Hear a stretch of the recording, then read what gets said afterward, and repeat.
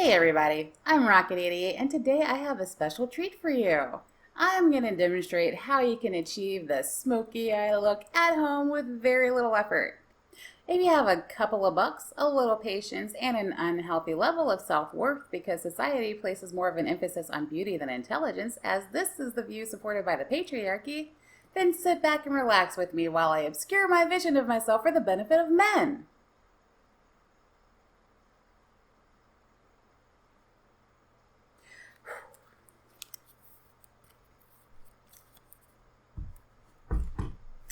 Sorry for the subterfuge, guys, and that stuff about the patriarchy.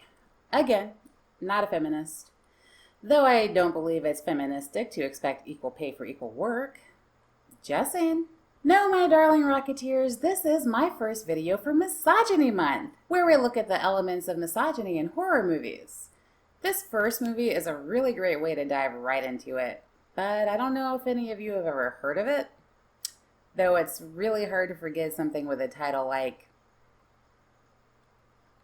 "Is this going to be as good for you as it will be for me?" Nah, just kidding. Some of my best friends are, no, that's a lie. But a totally appropriate argument to make in certain circumstances.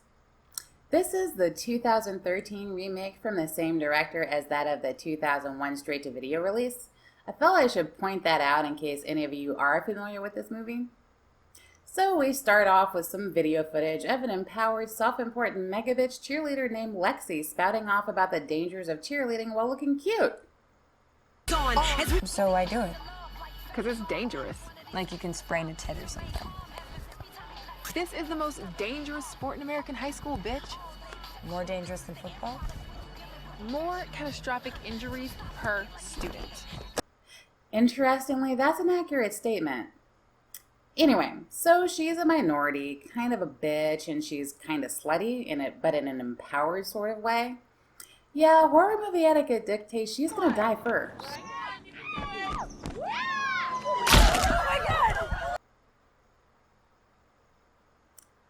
Oh, holy shit. I didn't expect to be right. Ooh, this is gonna be good. 3 months after Lexi's death, we learn that a few things have changed.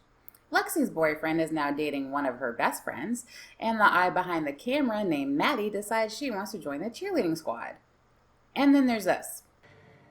And Terry. Mr. Big Bad Wolf himself. I'm gonna ruin your perfect little senior year. I'm not a fan of subplots in horror movies, but let's see where this goes.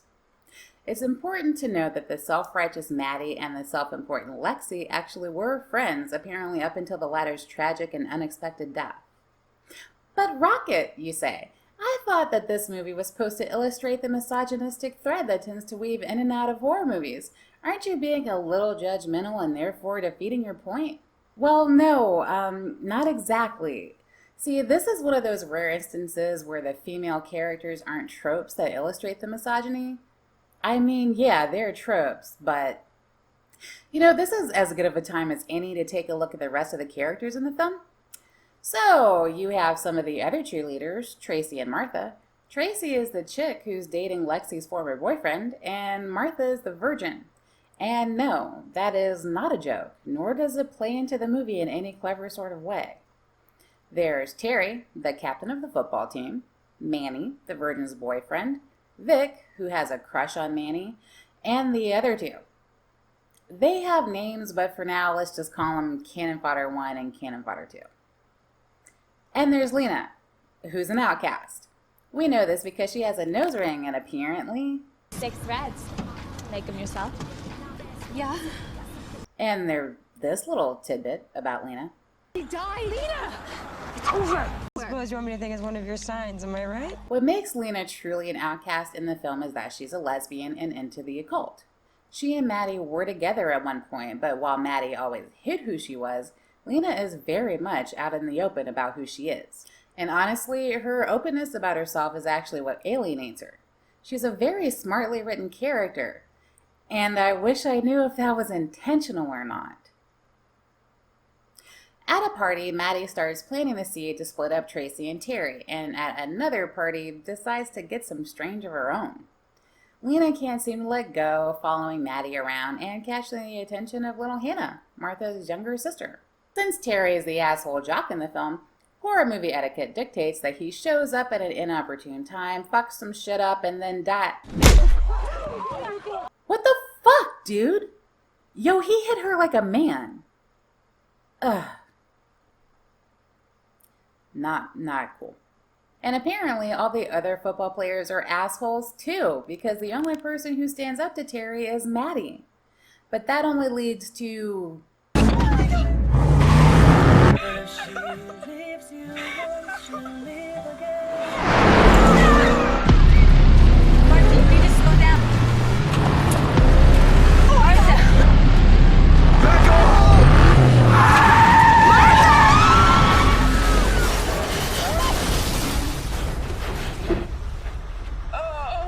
I guess I can't fault this film for being upfront about its premise and its title, can I?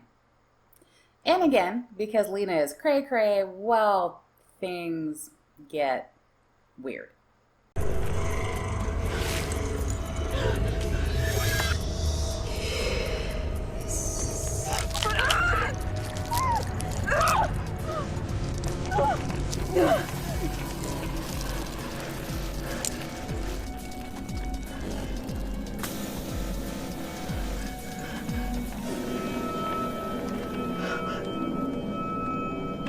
Come back to me, please.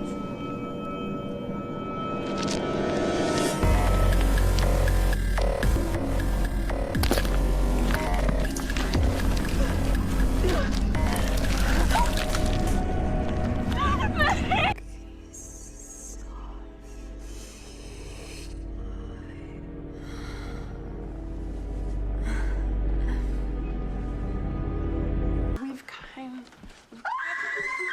Where's my phone? Hannah, if you could just shut the fuck up for 2 seconds. I'm not Hannah! Like...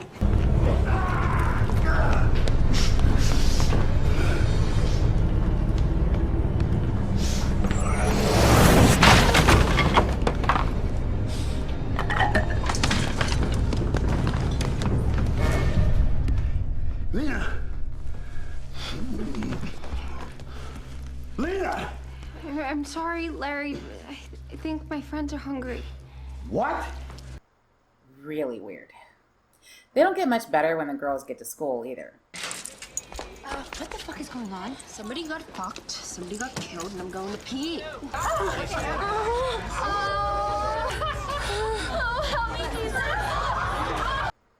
Though I would argue that being undead is a perfectly good excuse to skip school, and the best excuse note ever. And I got off track.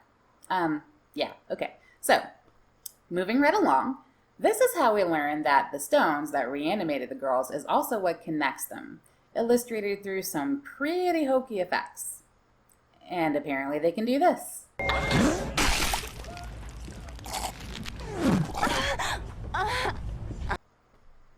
As cool of an ability as that is, it never happens again. Which is too bad, because Terry steals the rest of Lena's stones. Back at the clubhouse, Maddie's lie gets revealed, but the audience learns why. What did he do to you? Rape me. Unfortunately, we're the only ones that know this, and Terry catches little Hannah trapped in Martha's body unawares, and he,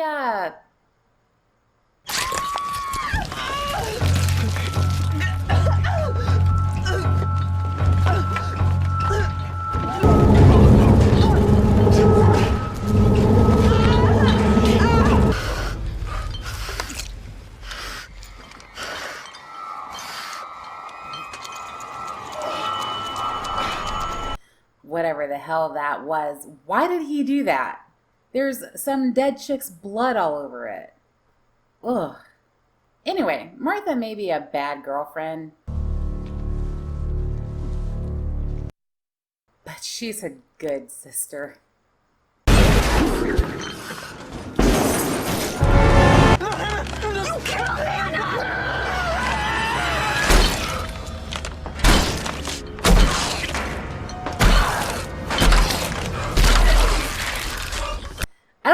guy's name.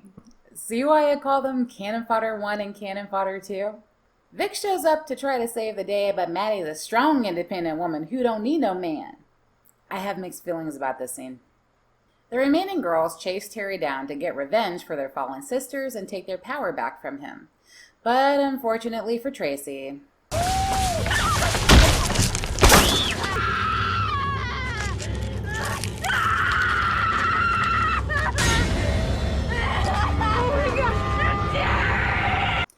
when the hell did he even have time to do that?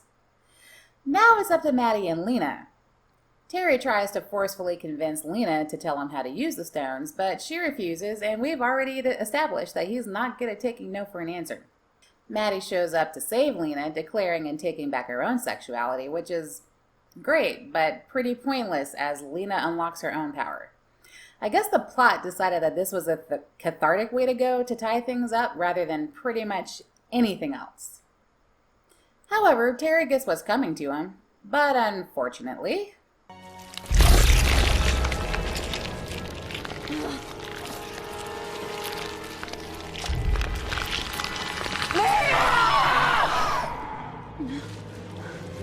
Oh, shit!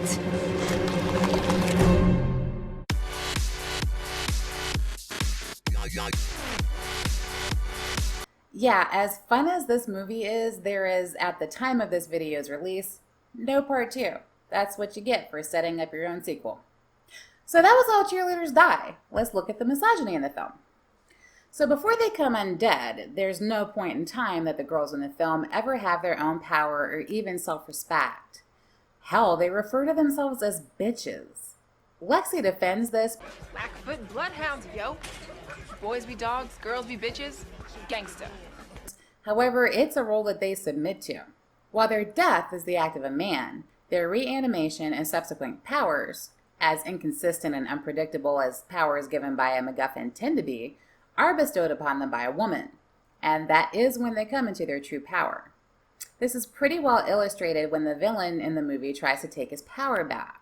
The results are catastrophic, in large part because the protagonists, if you can even call them that, don't stand together against him.